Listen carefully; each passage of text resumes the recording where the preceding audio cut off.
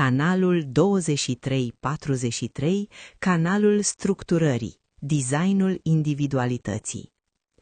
Porți o minte care aude ceea ce alții nu pot, o voce interioară acustică și neobosită a descoperirilor revoluționare care răsună cu mult înainte ca lumea să fie pregătită să asculte. Linia subțire dintre geniu și ciudat dispare în clipa în care găsești cuvintele precise pentru a îmbrăca intuiția ta revoluționară într-un limbaj pe care colectivul îl poate, în cele din urmă, accepta. Forța ta vitală nu este zgomot interior, este inteligență structurată, menită să transforme haosul și nevorbitul în concepte care remodelează modul în care omenirea gândește și acționează. Fiecare puls de mutație care se ridică în tine nu este nebunie, ci un dar rar, capacitatea de a restructura realitatea prin puterea pură a unui concept al cărui timp a venit irevocabil.